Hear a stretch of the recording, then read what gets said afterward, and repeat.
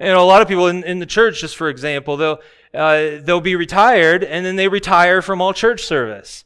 You might have a certain plan in place, but God might bring something else on your path that you weren't quite expecting. This is a Truth Transforms Truth Nugget, a daily dose of truth for your daily transformation. Do you have something that you need to submit to the Lord's will? We need to submit all of our plans to God. We need to be prayerful and humbly submitted to the sovereign will of God when we determine our actions and map out our plans for the next phase of our work life, church life, family life, or any other part of our life. And God is glorified when our plans are humbly submitted to His will.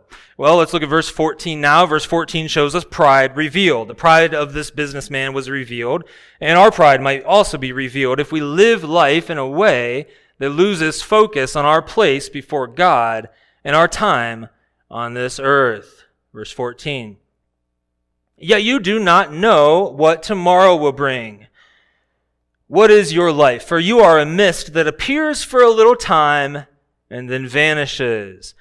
So James now reminds them of the temporary nature of this life, and reminds them that they don't know what tomorrow looks like. He says, you don't even know what tomorrow looks like. He reminds them that they don't know the future, that life is temporary, that they're not God. So he says, stop acting like God. Stop acting like God in your plan making or in any area of your life. So he says, what is your life? Life is temporary.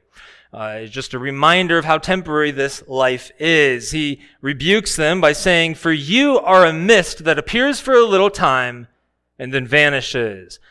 So he's again reminding them of this momentary life, reminding them of really the insignificance of this life in the grand scheme of things, the insignificance in worldly pursuits in this life.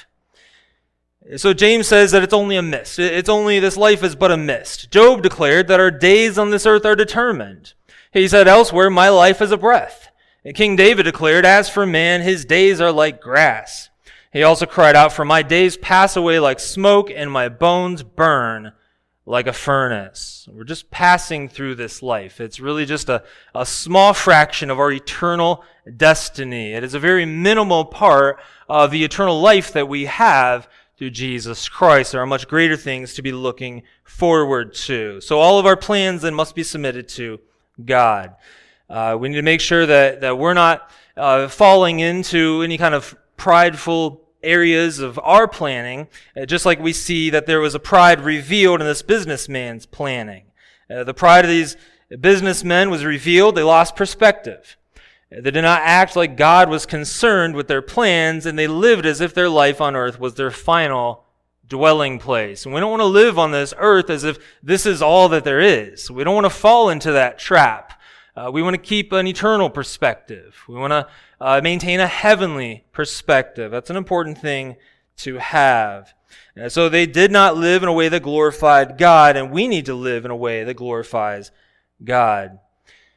Planning for retirement, of course, is a very common thing to do, especially in America where people have great luxury and ability to be able to retire and not work for an employer full-time anymore. And people have different ideas of what retirement is. Some people move on and they do a lot of work around the house. Other people travel around and spend time with family. Other people work just as hard at many different things as they did their whole life. But regardless of what retirement looks like for you, whether you are retired or will be retired, I think it's important to consider submitting that to God, and what He would want you to do during your retirement.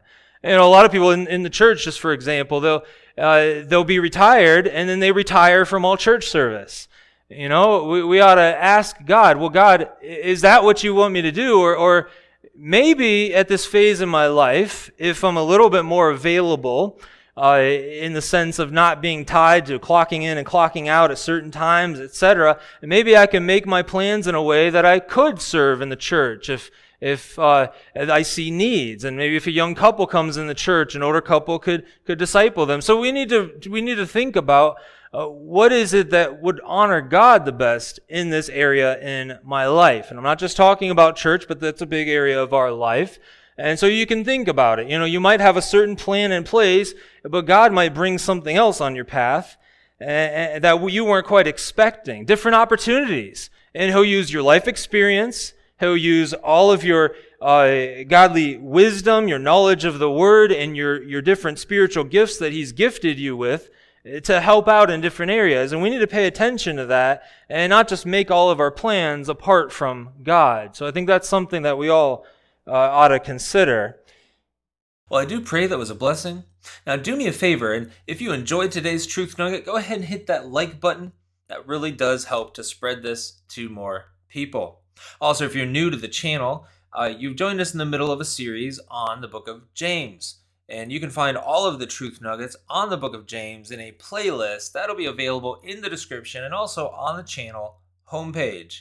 God bless you, and I'll see you in the next episode.